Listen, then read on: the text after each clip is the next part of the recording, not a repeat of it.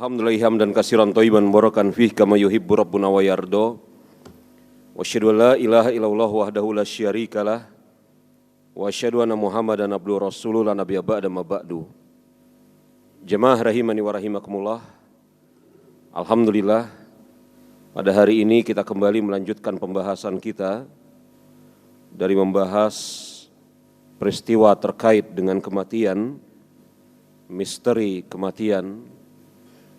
Pembahasan kita di kesempatan 2 bulan yang lalu sampai kepada pembahasan tanda-tanda husnul khotimah dan tanda-tanda su'ul khotimah. Yakni setelah seseorang wafat, meninggal, sudah barang tentu kita sebagai seorang muslim meyakini peristiwa atau keadaan seseorang tidak berhenti sampai di situ saja. Ini bertentangan dengan keyakinan sebagian orang bahwasanya seseorang apabila telah mati maka tidak ada peristiwa lagi yang terjadi setelahnya. Mereka adalah kelompok yang diistilahkan oleh para ulama sebagai kelompok ad-dahriyah.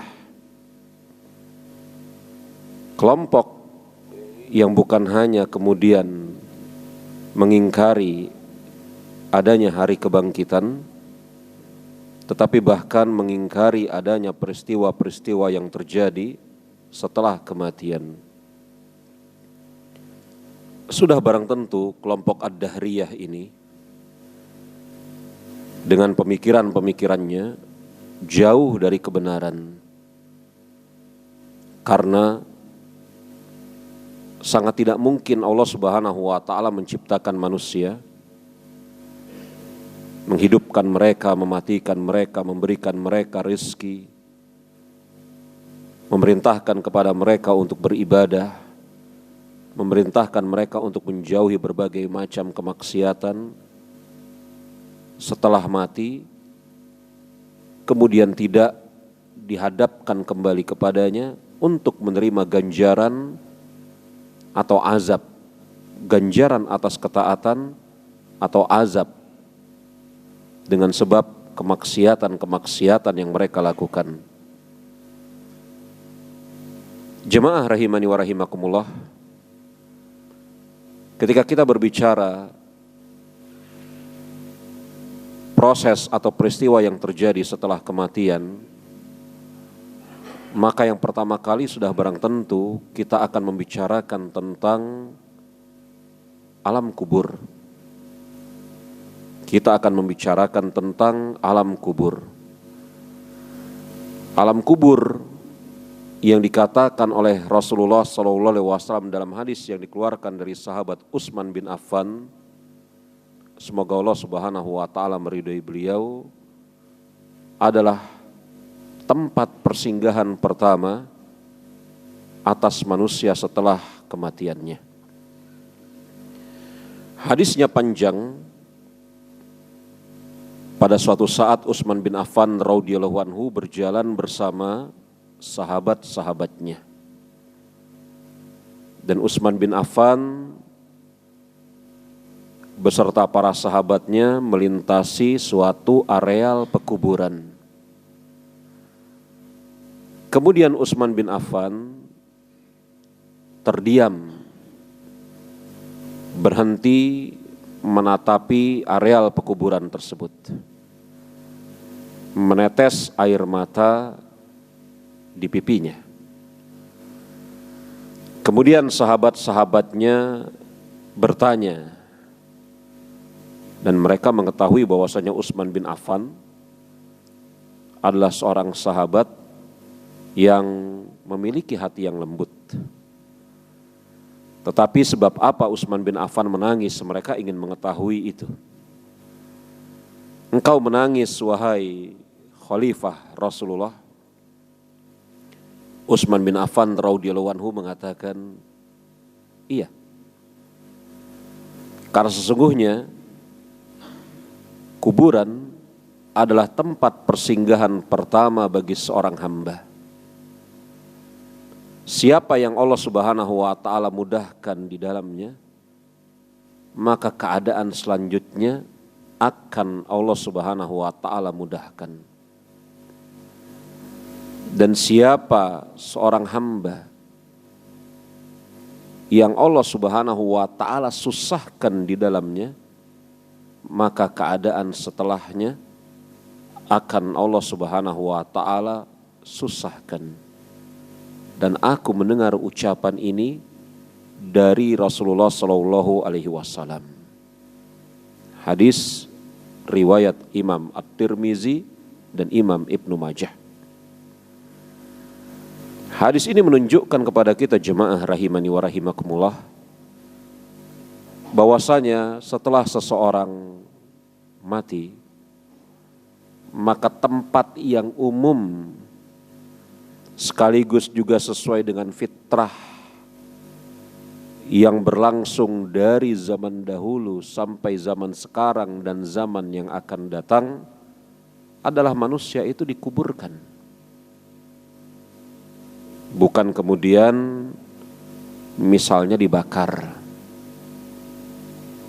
atau ditenggelamkan ke laut atau dimumikan atau yang semisalnya. Dan tahukah Anda bahwasanya kisah pembunuhan pertama kali yang terjadi di antara dua anak Nabi Adam alaihissalam? Siapa nama anak-anak Nabi Adam alaihissalam? Qabil dan Habil. Siapa yang membunuh siapa? Qabil membunuh Habil atau Habil membunuh Qabil? Qabil membunuh Habil.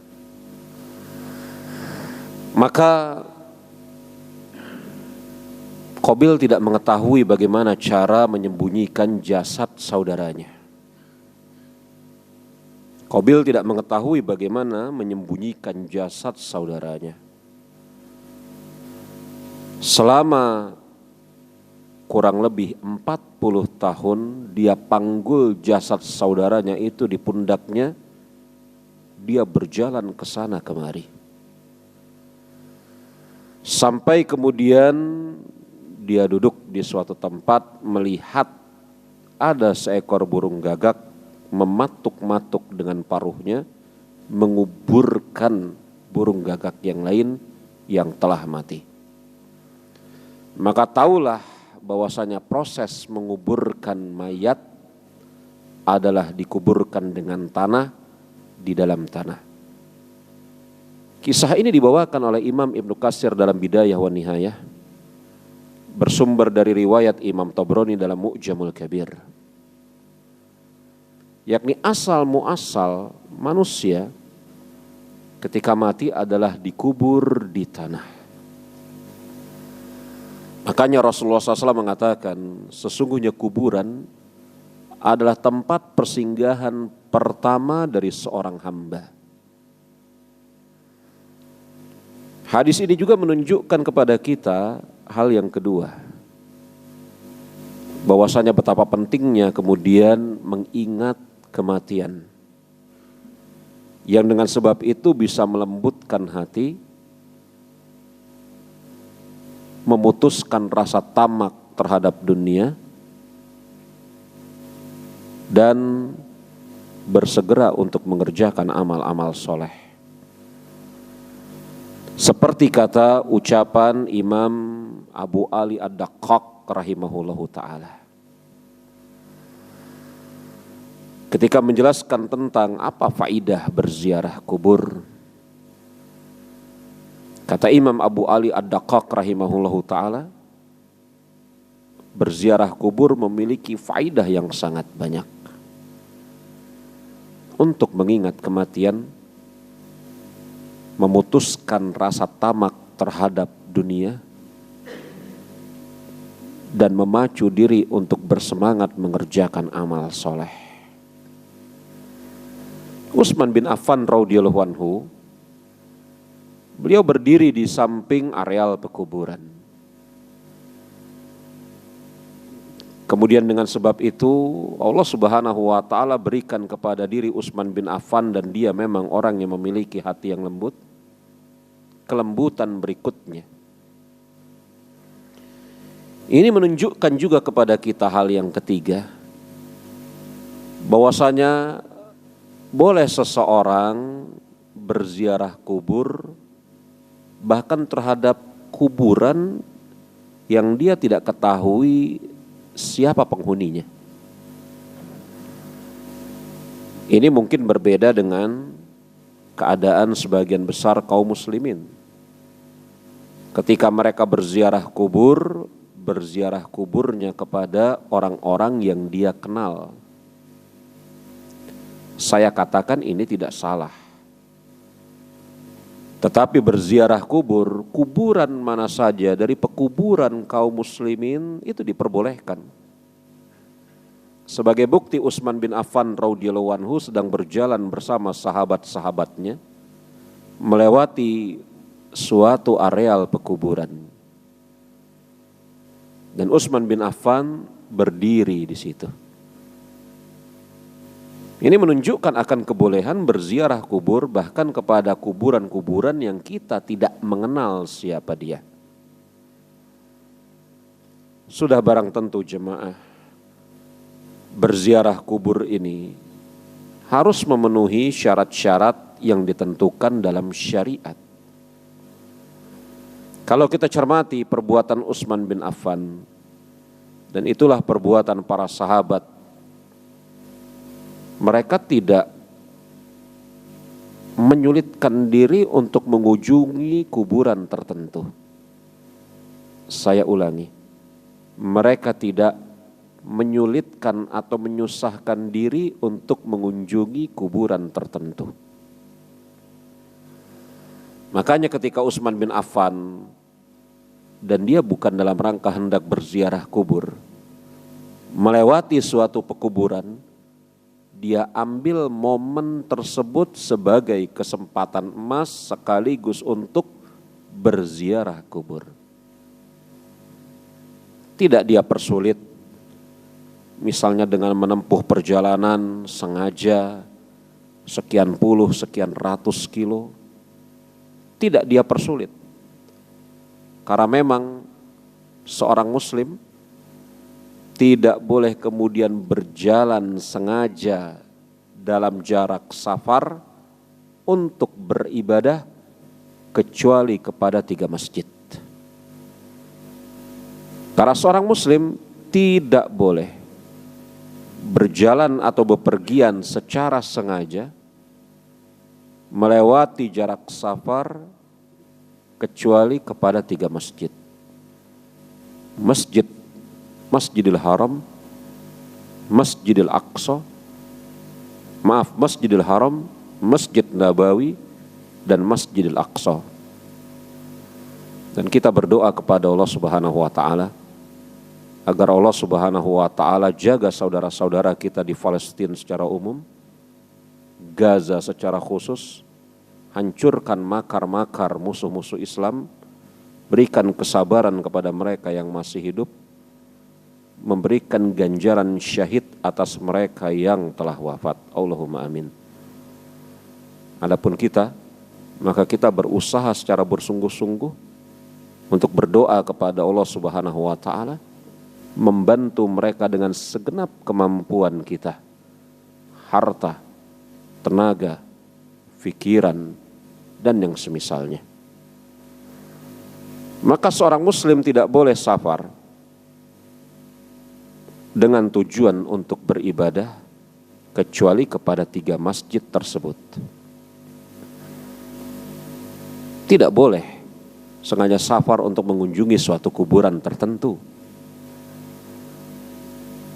Maka Utsman bin Affan ketika melewati areal pekuburan, dan beliau bukan dalam rangka hendak berziarah kubur,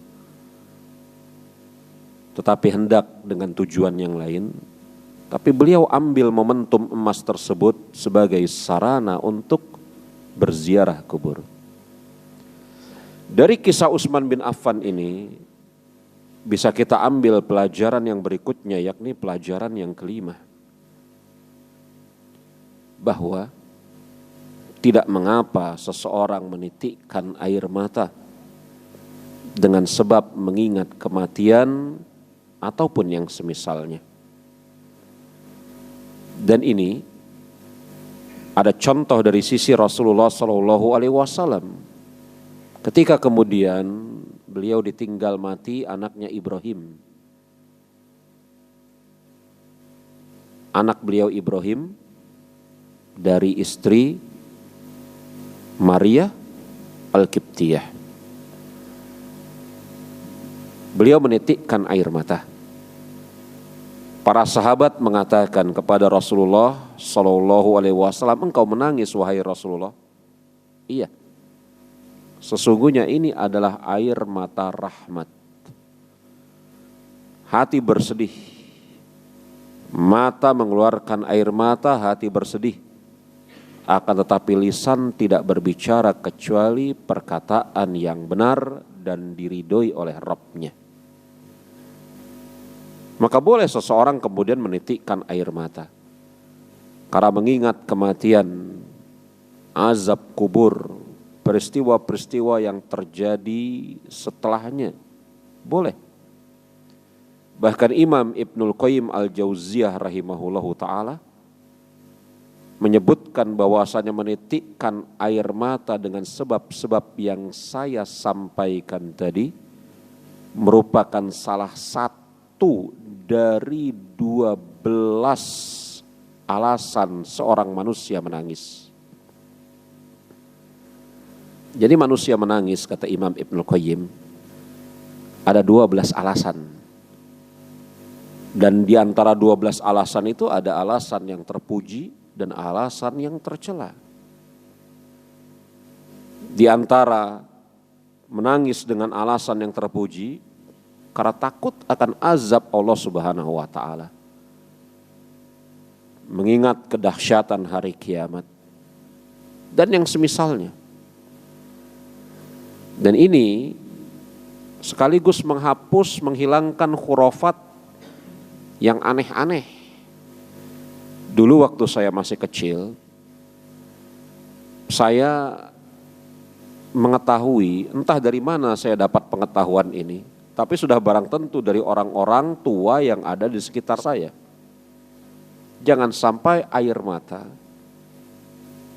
itu terkena mayit atau kuburan. Kemudian dibumbui dengan cerita yang aneh-aneh. Kalau air mata ini kena mayit, nanti mayitnya hidup, bla bla bla. Itu ingat sekali saya waktu kecil.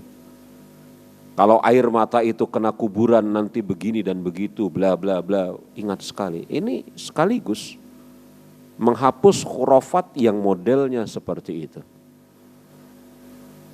Kaum muslimin ini senantiasa dalam keadaan terbelakang. Kecuali mereka secara bersungguh-sungguh menegakkan urusan dunia mereka dalam hal yang diperbolehkan oleh syariat dan bersungguh-sungguh menegakkan urusan akhirat mereka. Senantiasa kaum muslimin dalam keadaan terkebelakang, kecuali mereka bersungguh-sungguh menegakkan urusan dunia mereka, yang sudah barang tentu urusan dunia yang diperbolehkan dalam syariat. Sekaligus mereka bersungguh-sungguh menegakkan urusan akhirat mereka. Dan kesungguhan di dalam menegakkan urusan akhirat tidak akan mungkin bisa terwujud kecuali dengan memurnikan tauhid, meninggalkan syirik, lagi khurafat.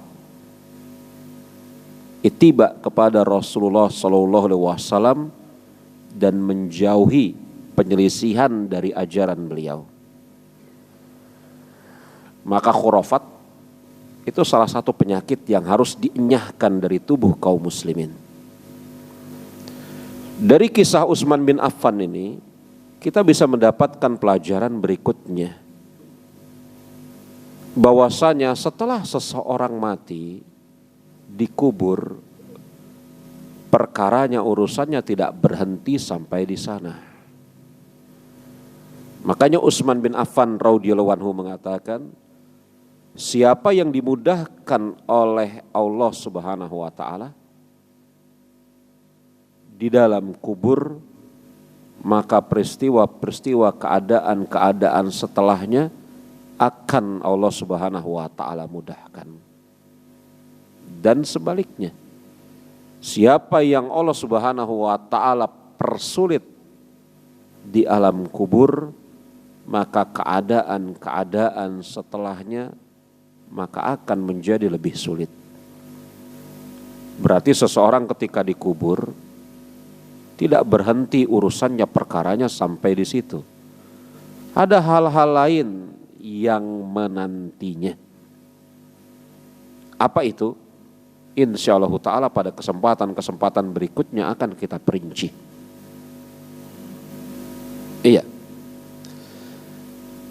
Dari sini juga bisa kita dapatkan pelajaran bahwasanya seorang hamba manusia muslim, bahkan menurut pendapat yang paling kuat juga orang-orang kafir, orang-orang musyrik, akan menghadapi peristiwa di alam kubur berupa pertanyaan kubur,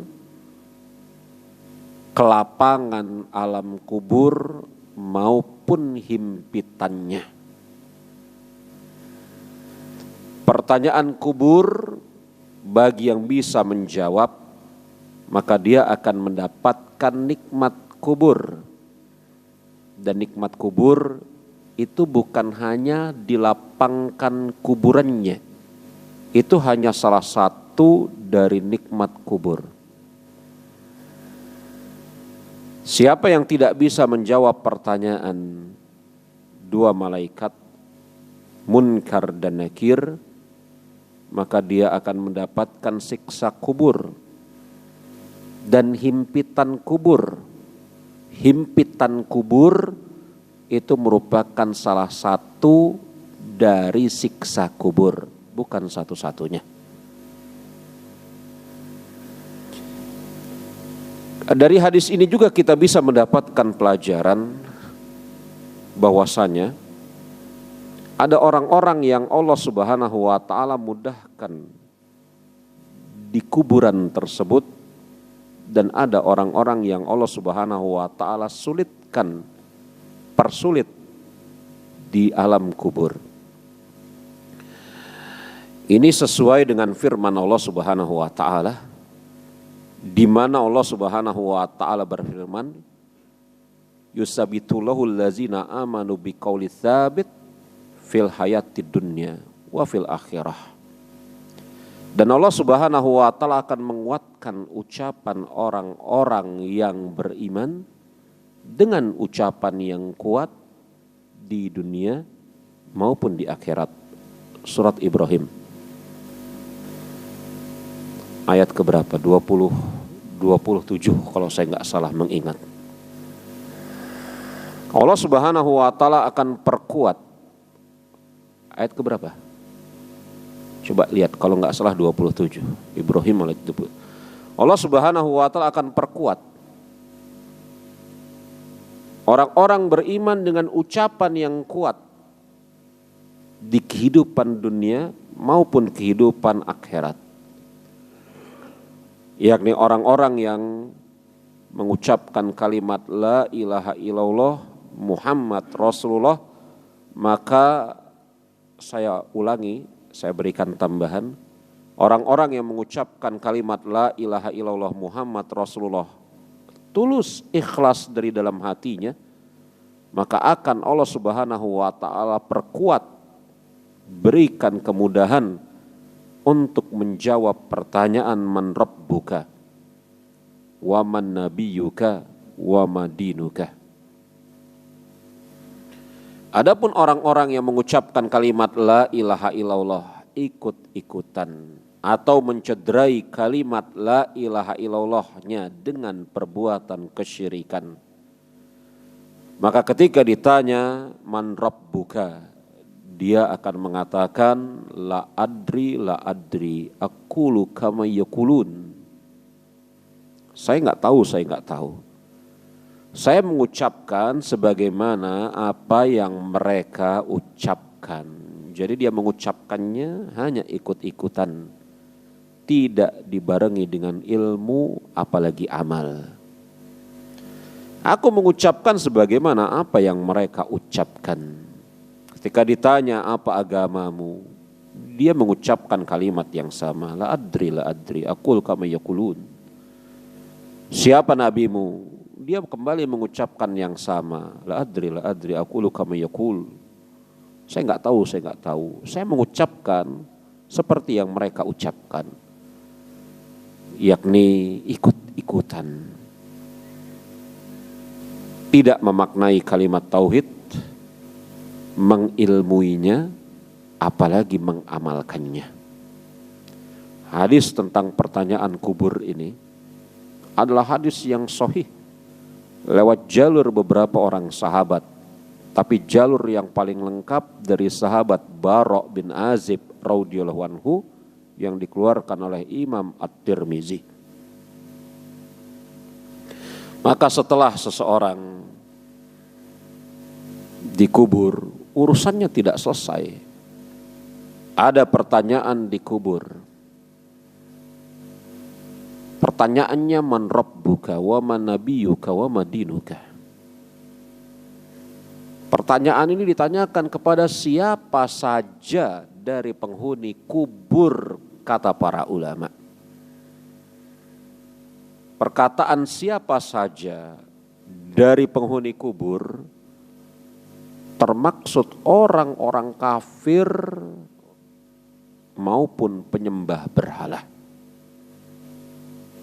Siapapun akan ditanya seperti ini. Jemaah rahimani wa rahimakumullah, memang ada kepelikan tertentu, yakni permasalahan atau pembicaraan di antara para ulama.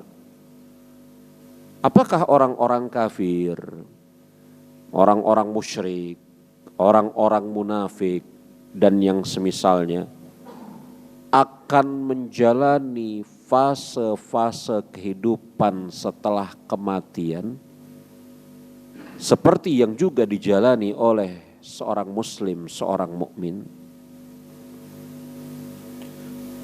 Sebagian ulama, dan ini sedikit sekali yang berpendapat seperti ini, mereka mengatakan tidak.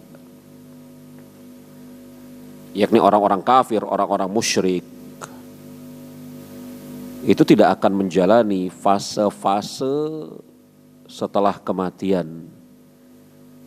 Yakni tidak ditanya di kuburnya, tidak melewati sirat, tidak meminum air di telaga para nabi dan rasul, tidak ditimbang amalnya, langsung dimasukkan ke dalam neraka.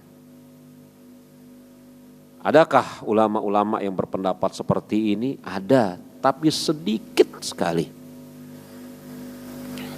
Saya tidak sebutkan siapa ulamanya, karena ini ketergelinciran mereka. Dan pendapat yang kuat, seluruh manusia, muslim ataupun selain mereka, akan menjalani seluruh fase setelah kematian. Kalau seorang muslim, ia memiliki bekal kalimat la ilaha illallah Muhammad Rasulullah saja, masih diuji dengan pertanyaan di kubur, masih kemudian menjalani tahap-tahap selanjutnya, dibangkitkan, dikumpulkan di padang mahsyar, di mana matahari itu hanya jaraknya 1 jengkal dari kepala. Kesusahan yang ada di padang mahsyar, meniti sirat, berjejalan mereka untuk dihisap. Kalau muslim saja menghadapi hal seperti ini, kesulitan seperti itu, mustahil orang kafir tidak mengalaminya.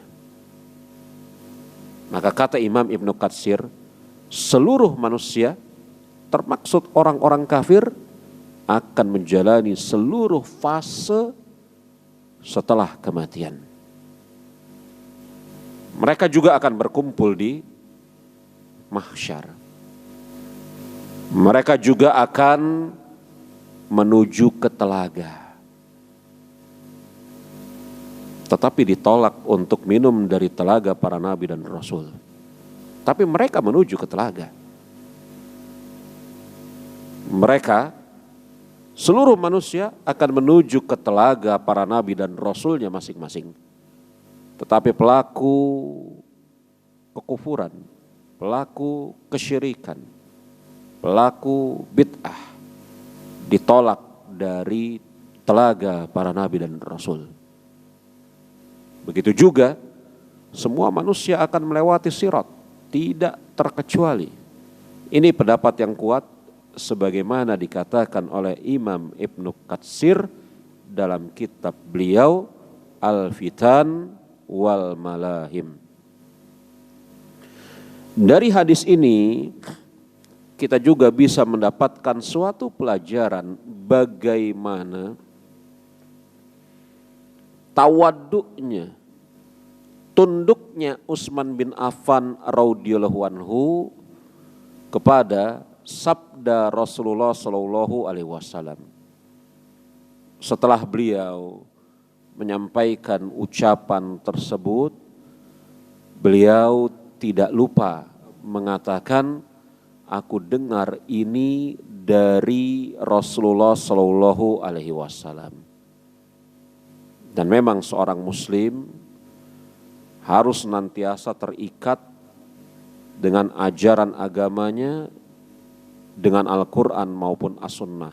Harus senantiasa berusaha terikat dengan ajaran agamanya, yakni dengan Al-Quran maupun As-Sunnah. Dari sini juga bisa kita dapatkan pelajaran yang lain, bahwasanya seseorang yang Allah Subhanahu wa taala mudahkan di alam kubur, maka peristiwa-peristiwa yang datang setelahnya maka akan lebih mudah bagi dirinya. Makanya tidak salah kalau dalam hadis riwayat Imam Ahmad, Rasulullah SAW bersabda, sesungguhnya alam kubur adalah keadaan yang paling berat bagi seluruh manusia. Jemaah rahimani wa rahimakumullah, tadi sudah saya isyaratkan bahwasanya setelah seseorang dikubur, urusannya tidak berhenti sampai di situ. Maka setelah seseorang dikubur, akan turun dua malaikat, Munkar dan Nakir.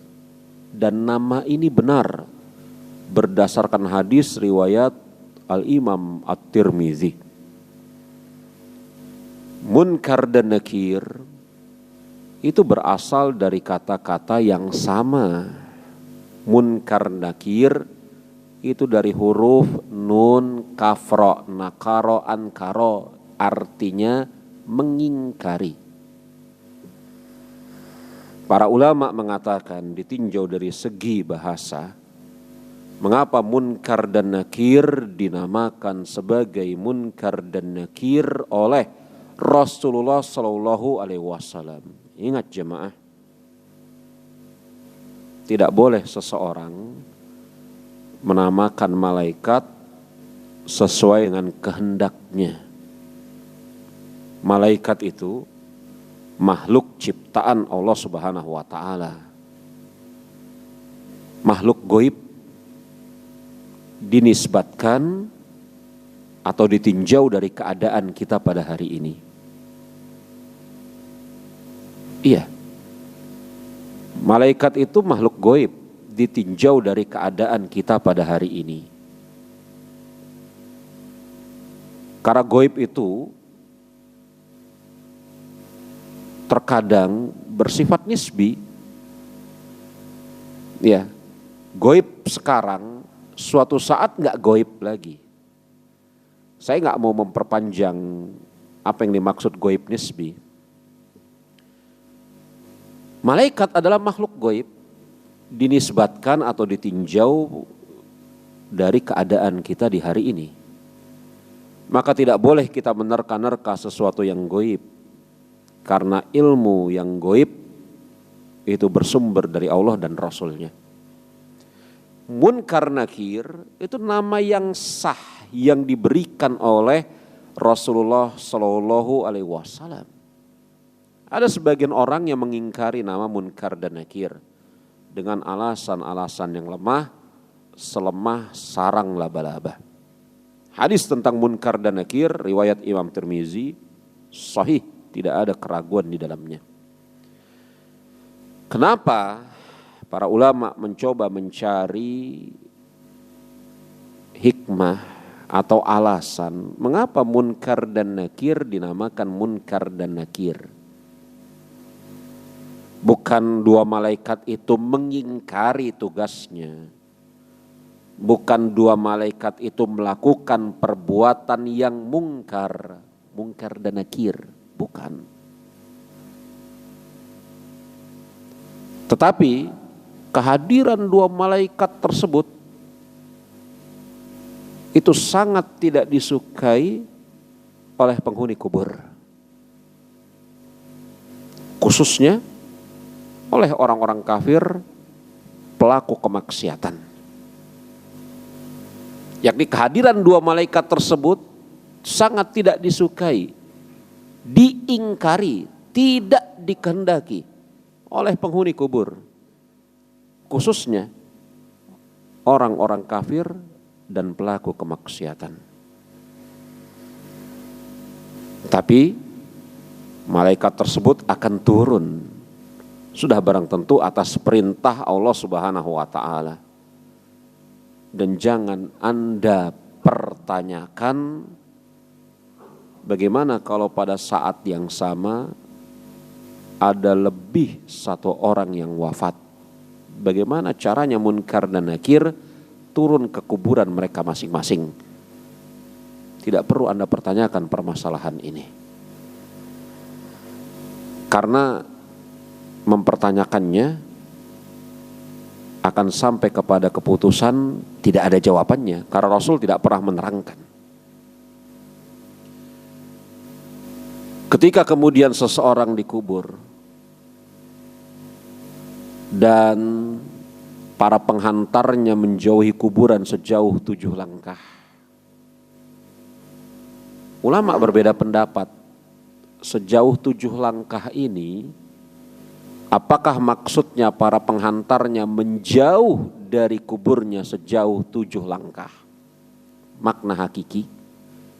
Atau setelah kemudian selesai proses penguburan, maka malaikat ini, saya koreksi ucapan saya, setelah selesai proses penguburan, maka 2 malaikat ini turun ke kuburan tersebut.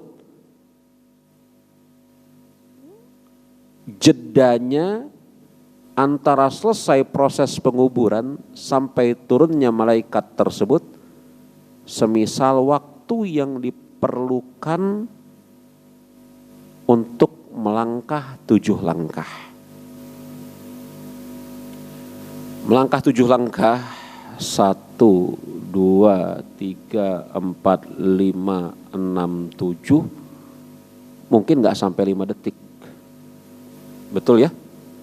Melangkah 7 langkah berapa detik? Enggak sampai 5 detik. Dan tahukah Anda bahwasanya pendapat yang dipegang oleh mayoritas ulama adalah pendapat yang kedua. Maksudnya apa? Andai. Saya tidak katakan perbuatan ini benar.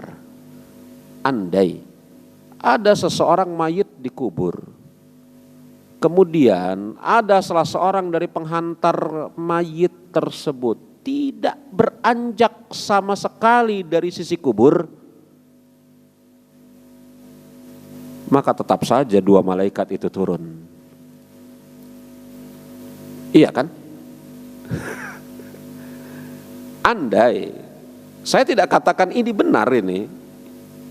Iya, saya tidak katakan ini benar, karena sunnah Yang paling benar, perbuatan yang paling benar adalah perbuatan yang dilakukan oleh Rasulullah SAW beserta para sahabat.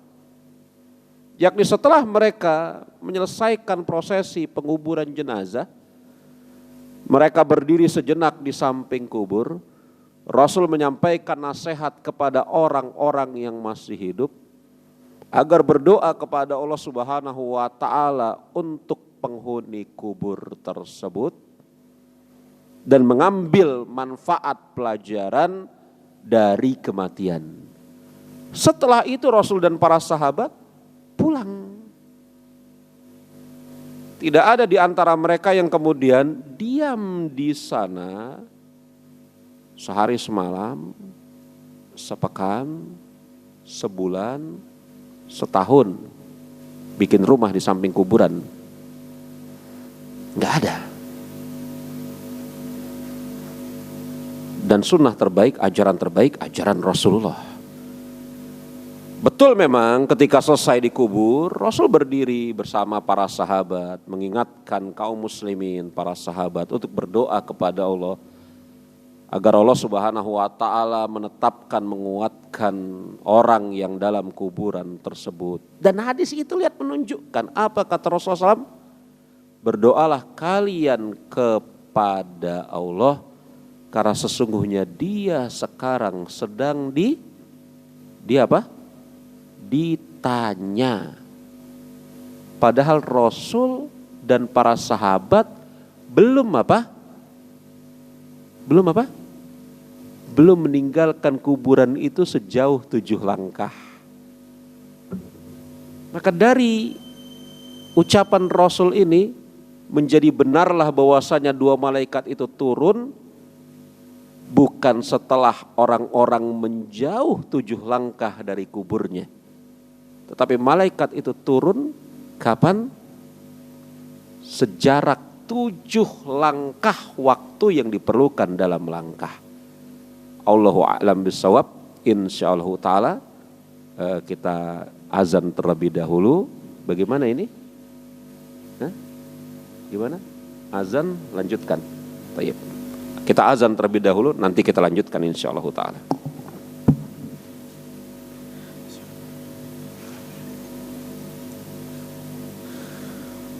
Allahu Akbar, Allahu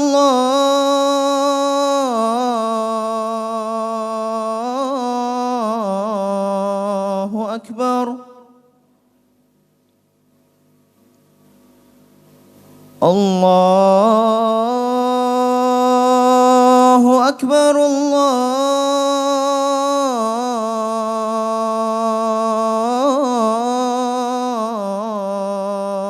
Akbar.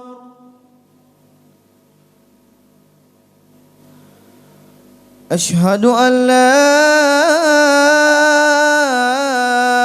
ilaha illallah.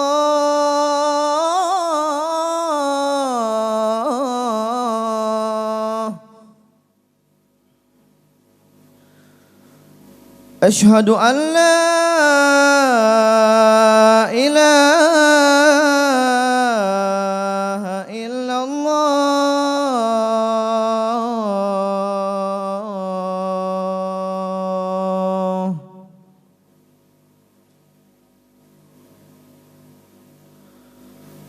Asyhadu anna Muhammadar Rasulullah.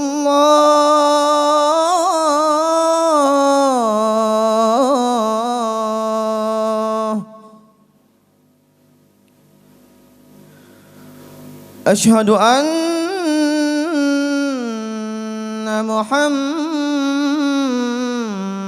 Rasulullah. Hayya 'alas salah.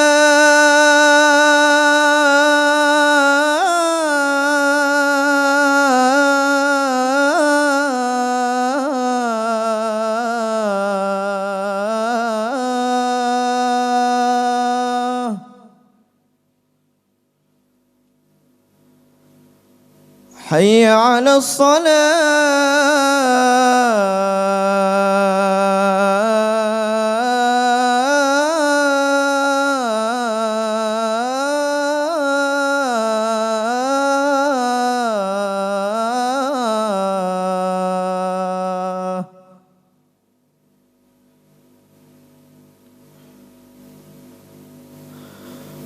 حي على الفلاح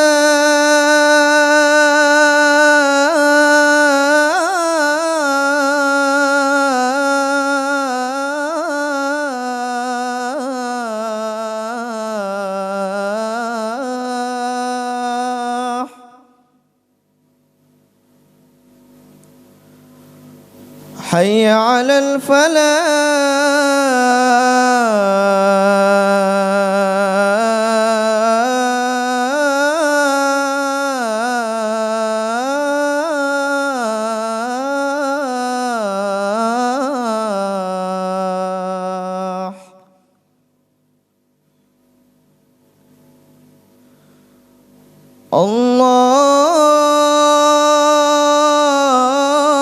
الله أكبر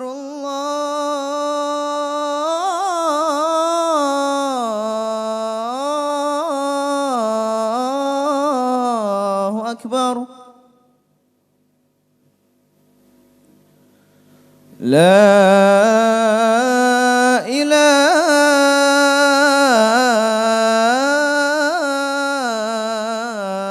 إلا الله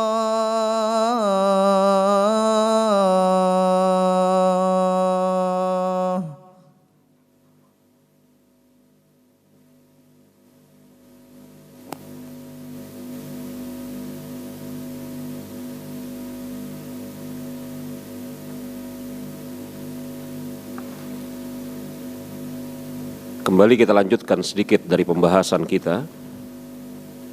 Ini menunjukkan akan benarnya pendapat yang kedua, bahwasanya malaikat munkar dan nakir akan turun, dan turunnya itu setelah jarak waktu yang diperlukan ketika seseorang melangkah sebanyak 7 langkah. Makna ini kuat, ditunjukkan oleh zahir dari sabda Rasulullah, berdoalah kalian kepada Allah, karena sesungguhnya dia sedang ditanya.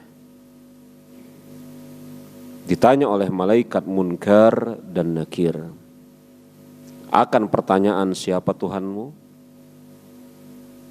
apa agamamu, dan siapa nabimu. Adapun pembicaraan tentang pertanyaan di dalam kubur dan efek ketika seseorang bisa menjawab pertanyaan kubur tersebut, dilapangkan kuburnya, diberikan cahaya dalam kuburnya, sehingga dia bisa melihat surga di siang dia bisa melihat surga di pagi dan petang hari, dan nikmat-nikmat dari alam kubur. Dan sebaliknya, ketika seseorang tidak bisa menjawab pertanyaan tersebut, maka efeknya berupa sempitnya kuburannya gelap. Dia bisa melihat ke arah neraka di pagi dan petang hari. Dan dia terus-menerus akan ditanya oleh malaikat munkar dan nakir dengan pertanyaan ini. Dan ketika dia tidak bisa menjawab, akan dipukul kepalanya dengan gada yang sangat besar sehingga terbelah badannya. Dan itu yang akan terjadi terus sampai hari kiamat. Akan kita lanjutkan pembicaraannya secara lebih mendetail pada kesempatan yang berikutnya. Mungkin ada yang hendak ditanyakan terkait dengan pembahasan kita di malam hari ini, saya persilahkan. Ya.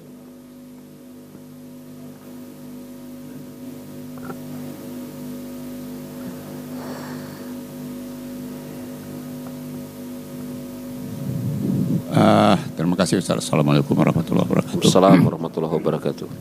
Mengenai malaikat mungkar dan nangkir ini tadi Ustaz, kalau nggak salah dengar saya, kan segera menanyai orang itu yang kubur itu.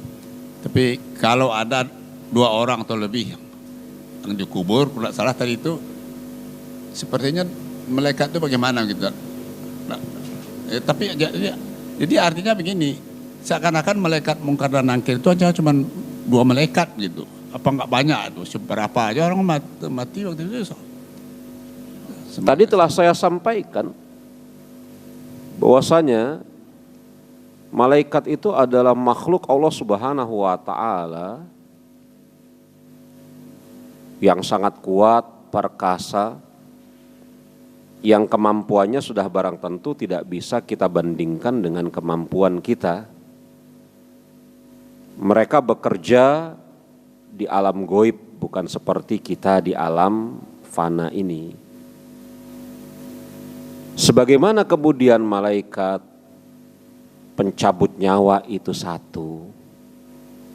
Malaikat pencabut nyawa satu. Dia bukan serombongan malaikat. Dia satu. Sebagaimana kemudian juga malaikat pengatur awan hujan satu, Mikail, Israfil. Sebagaimana juga malaikat munkar dan nakir itu hanya satu munkar, satu nakir. Tapi mereka atas izin Allah Subhanahu wa taala tidak mengalami kerepotan andai kata kemudian Allah Subhanahu wa taala perintahkan untuk mencabut 100 nyawa sekaligus pada waktu yang sama. Sebagaimana kemudian Allah Subhanahu wa taala perintahkan mereka untuk kemudian menanyai 100 orang yang sama pada waktu sekaligus. Sebagaimana juga tidak kerepotan mereka ketika Allah Subhanahu wa taala perintahkan malaikat Mikail, Israfil dan yang semisalnya untuk kemudian mengatur hujan, menggerakkan awan ke 100 tempat sekaligus di permukaan bumi ini. Tidak ada keberatan, kesulitan atas para malaikat tersebut. Karena mereka adalah makhluk-makhluk Allah yang gagah perkasa, bekerja atas perintah Allah Subhanahu wa taala, dan Allah Subhanahu wa taala berikan kepada mereka kemampuan untuk mengerjakan hal tersebut. Jadi munkar dan nakir, pendapat yang paling kuat bukan nama jenis malaikat, tetapi nama malaikat. Kalau nama jenis malaikat, maka malaikat munkar, malaikat yang berjenis munkar itu ada sekian banyak. Malaikat yang berjenis nakir ada sekian banyak. Enggak, munkar dan nakir nama malaikat persatuannya. Inilah kita diuji oleh Allah Subhanahu wa taala, oleh syariat Islam, oleh Rasulullah sallallahu alaihi wasallam untuk beriman kepada perkara yang gaib. Dan kebingungan kita ini, kalau saya sih nggak bingung, cukup kemudian sami'na wa ta'na ammana billahi, selesai. Tapi kalau kemudian bagi Anda yang hendak melanjutkan pembicaraan dalam masalah ini, saya sarankan membaca buku A'lamul Malaikah, tulisan Syekh Profesor Dr. Muhammad bin Ibrahim bin Abdul Wahab Al-Aqil.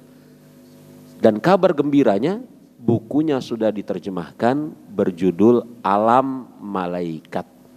Diterjemahkan, dicetak oleh Pustaka Imam Syafi'i. Setahu saya, buku A'lamul Malaikah yang ditulis oleh Syekh Profesor Dr. Muhammad bin Ibrahim bin Abdul Wahab Al-Aqil adalah buku yang pertama di masa ini yang mengumpulkan riwayat-riwayat yang sahih, seluk-beluk malaikat, mulai dari penamaannya, tugasnya, jumlahnya, dan yang semisalnya. Bukunya bagus, disertasi doktoral, tesis S2. Ya, disertasi doktor beliau akidah Imam Syafi'i, ya, akidah Imam Syafi'i. Begitu Pak. Satu lagi sebetulnya Ustaz, sebentar Pak. Ini saya dua Pak, maaf Pak. Tadi mengenai, terus saja ya. Azab kubur ini, Iya. saya pernah baca, tapi Pak Bana pernah ya. Karena ini saya tidak tahu yang mengarangnya. Katanya pernah diceritakan pada waktu malaikat ini datang, duduk seorang sangat besar di dekat jenazah itu.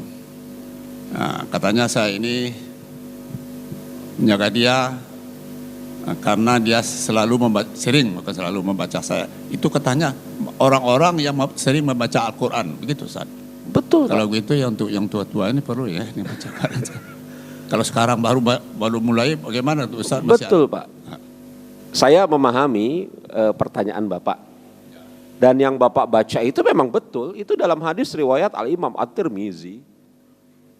Dalam hadis riwayat Al-Imam At-Tirmizi, bahwasanya kemudian amal-amal soleh, khususnya 3 amal soleh, membaca Al-Quran, puasa, sholat malam, dalam lafadz yang lain sedekah, akan Allah Subhanahu wa Ta'ala wujudkan dalam bentuk seseorang yang akan menemani pelakunya. Betul Pak. Yang Bapak dengar atau Bapak pernah baca itu memang betul, itu ada dalam hadis riwayat Imam Tirmizi yang tadi telah saya isyaratkan bahwasanya apa yang terjadi setelah pertanyaan malaikat Munkar dan Nakir ini ya akan kita bahas pada kesempatan yang berikutnya. Tapi betul memang. Jadi ada tiga ya amal soleh. Membaca Al-Quran, sholat malam, puasa. Dalam riwayat yang lain sedekah. Akan Allah Subhanahu wa Ta'ala wujudkan sebagai seseorang yang akan menemani pelakunya di kubur nanti. Betul memang.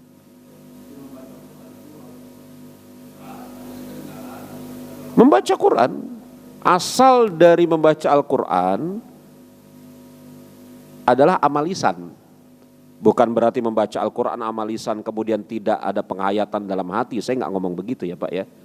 Tapi asal dari membaca Al-Quran adalah ucapan lisan. Makanya ketika Allah Subhanahu wa Ta'ala menurunkan Iqra, iya kan? Kan Nabi Jibril alaihissalam mengatakan kepada Rasulullah sallallahu alaihi wasallam, Iqra, baca. Aku nggak bisa baca. Iqra, baca. Aku nggak bisa baca. Iqra. Maka Rasul mengikuti Iqra dan seterusnya. Berarti diucapkan. Jadi asal dari membaca Al-Quran diucapkan dengan suara yang pelan, cukup terdengar dengan telinga sendiri, kecuali kalau kemudian Anda lagi mengajar atau menyetorkan hafalan. Nanti kalau gurunya nanya, mana suaranya? Loh kan baca Quran pelan-pelan Ustaz. Ya marahlah gurunya kalau begitu ya. Atau Anda jadi imam, ya Anda keraskan suaranya kalau seperti itu kan. Tapi asal dari membaca Al-Quran, qiraah untuk diri kita sendiri adalah dengan suara. Disuarakan. Begitu. Dan jangan khawatir Pak, atas orang-orang yang membaca Al-Quranul Karim, bagaimanapun keadaannya, dia mendapatkan pahala atas satu huruf yang dia baca. Sebagian mungkin orang-orang yang tua, maaf ya Pak, atau yang baru mulai belajar baca Al-Quranul Karim, maaf ya, terbata-bata membaca Al-Quranul Karimnya. Ini huruf apa? Harus seperti apa membacanya? Betul? Rasul mengatakan, wa yaqra'unul Qur'an wa yata'tah falahu ajran. Siapa yang membaca Al-Quran dan dia terbata-bata, maka baginya 2 ganjaran. Ganjaran membaca Al-Qurannya, itu yang pertama. dan ganjaran bersemangatnya, tidak putus asanya, bersungguh-sungguhnya. Walahul mahir bil Quran, adapun orang-orang yang rajin dan mahir membaca Al-Quran, ma'a safaran kiramin bararah, maka akan bersama malaikat yang didekatkan. Jadi orang yang baca Quran nggak rugi. Satu huruf dapat 10 ganjaran, terbata-bata dapat 2 ganjaran. Ganjaran membacanya dan ganjaran kesungguhannya, tidak putus asanya. Iya, begitu Pak. Jangan lepas dari membaca Al-Quranul Karim. Nasihat untuk pribadi saya, untuk Anda semua, jangan pernah lepas membaca Al-Quranul Karim. Rajin membaca Al-Quranul Karim, karena Al-Quranul Karim itu akan memberikan syafaat nanti pada hari kiamat untuk orang-orang yang rajin membacanya. Dan demi Allah, kita memerlukan syafaat tersebut.